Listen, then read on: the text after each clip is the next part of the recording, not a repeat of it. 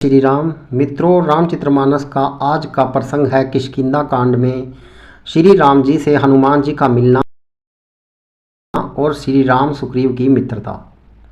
श्री रघुनाथ जी फिर आगे चले। ऋषिमुख पर्वत निकट आ गया। वहाँ ऋषिमुख पर्वत पर मंत्रियों सहित सुग्रीव रहते थे। अतुलनीय बल की सीमा श्री रामचंद्र जी और लक्ष्मण जी को आते देखकर सुग्रीव अत्यंत भयभीत होकर बोले, हे हनुमान, सुनो, ये दोनों पुरुष बल और रूप के निधान हैं। तुम ब्रह्मचारी का रूप धारण करके जाकर देखो। अपने हृदय में उनकी यथार्थ बात जानकर मुझे इशारे से समझाकर कह देना। यदि वे मन के मलिन बाली के भेजे हुए हों तो मैं तुरंत ही इस पर्वत को छोड़कर भाग जाऊं।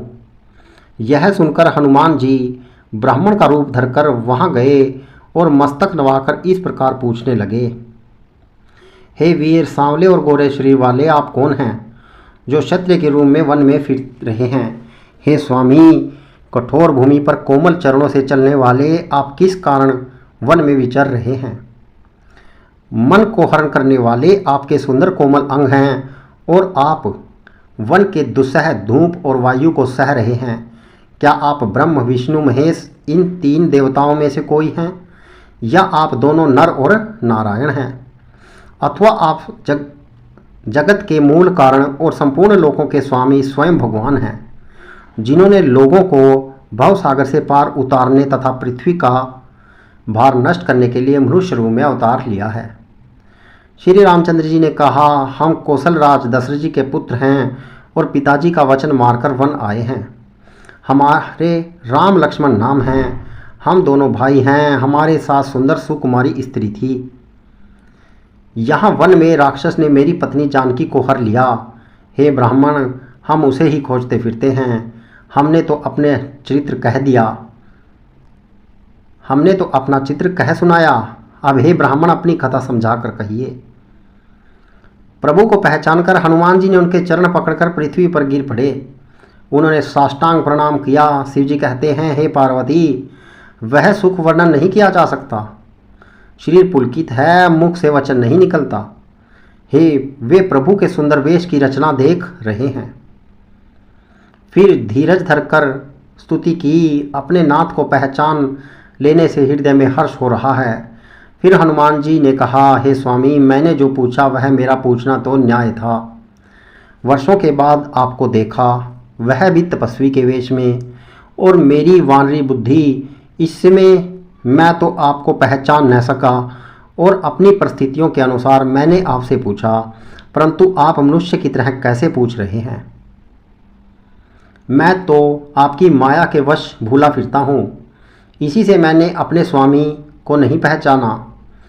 एक तो मैं यूं ही मंद हूँ, दूसरे मोह के वश हूँ, तीसरे हृदय का कुटिल और अज्ञान हूँ।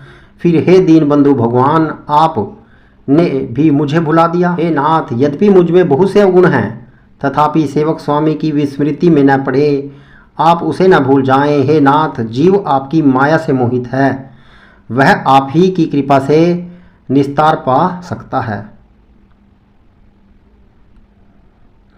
उस पर हे रघुवीर, मैं आपकी दुहाई शपथ करके कहता हूँ कि मैं भजन साधन कुछ नहीं जानता। सेवक स्वामी के और पुत्र माता के भरोसे निश्चित रहता है।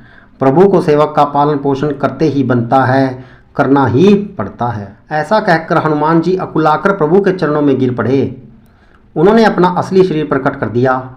उनके हृदय में प्रेम छा गया। तब श्री रघुनाथ जी ने उन्हें उठाकर हृदय से लगा लिया और अपने नेत्रों के जल से सींचकर शीतल किया। फिर कहा, हे कपि सुनो, मन में ग्लानि मत लाना, मन छोटा न करना। तुम मुझे लक्ष्मण से भी दूने प्रिय हो।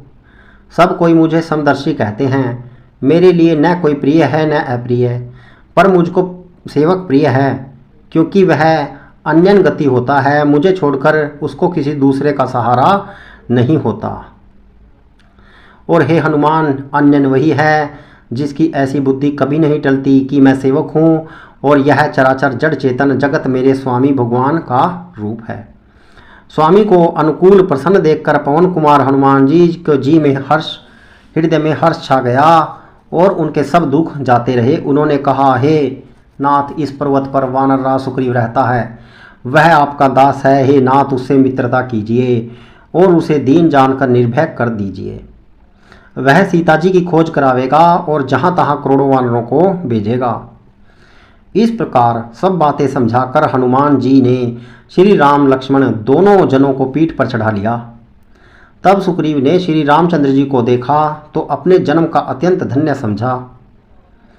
सुग्रीव चरणों में मस्तक नवाकर आदर सहित मिले। श्री रघुनाथ जी भी छोटे भाई सहित उनसे गले लगकर मिले। सुग्रीव मन में इस प्रकार सोच रहे हैं कि हे विधाता, क्या ये मुझे प्रीति करेंगे। मित्रों, यह मैंने रामचरितमानस का वह प्रसंग आपको सुनाया है जिसमें भगवान श्री राम और हनुमान जी का पहली बार मिलन होता है और हनुमान जी प्रभु के चरणों में साष्टांग प्रणाम करते हैं। मित्रों, यदि यह प्रसंग आपको अच्छा लगे तो इसे शेयर जरूर कीजिएगा। जय श्री राम।